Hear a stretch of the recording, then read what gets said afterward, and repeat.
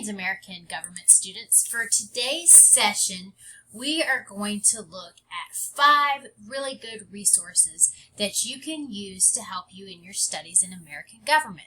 These resources will be great for review, and they will also be good to help you with your unit exams, quizzes, and projects. So the first one we're going to look at is called Kids in the House. You can see this up here. Here's the URL. I will link all of these into the link section of your course homepage. Kids in the House is a age-appropriate intro to U.S. Congress and its history. And of course, when you go in, you can see that you've got young learners, grade school, middle school, and high school. And obviously, we'll want to click on high school. So once you do that, you can peruse through. You can see there's information on Congress, how laws are made, looking around the Capitol, and things of that nature. I also like this week in House history. We'll give you some updated news on what's going on in the House. So this website is really good at looking at the roles of the House and its history. It's a really good starting point to help you understand what the House of Representatives does and what the other players in Congress do and how a bill becomes a law. And so I definitely would recommend this as a source for review. The next one we're going to look at is called Project Vote Smart. And so here's your URL up here. And again, this will be linked. And so this is a really great website that is nonpartisan, and it will help you form educated opinions about elected officials. And so you can look at a politician, for example. You can put in anybody's name. You could look at the senators from Georgia, for example. You can get their biography, the way they have voted, positions, ratings, speeches, and how they're funded.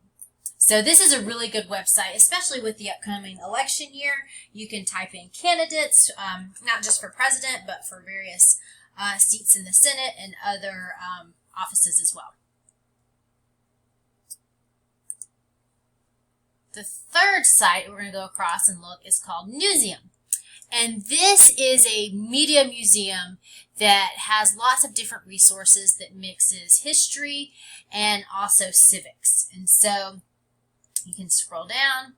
You can see the front pages from all over the world, which is really cool. You can also look at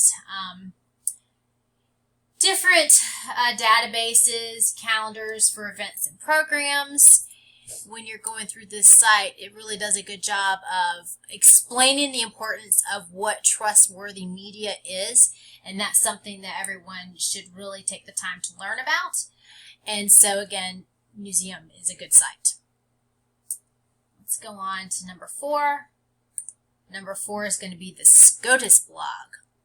And so this is a real-time updates and in-depth content on the U.S. Supreme Court and their decisions. So you've got your Wednesday roundup. It's kind of giving you a summary of what's going on. There's merit cases, petitions, a podcast, videos. This site really provides complete coverage of current and past Supreme Court cases, and it's also unbiased and is regularly updated. So you can just kind of peruse this a bit and see what they're talking about.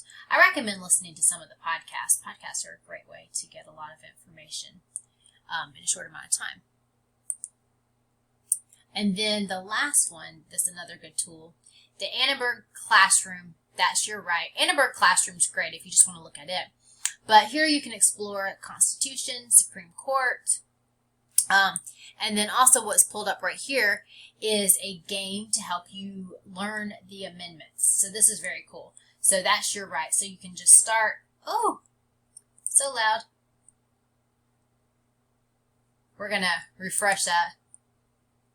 You can go through and play this game that will help you understand the Bill of Rights and learn about the Constitution. So I definitely recommend that. A great review for leading up to the final exam. So I hope that these resources are useful and you can find ways to use them in your content, your assessments, and preparing for the final exam.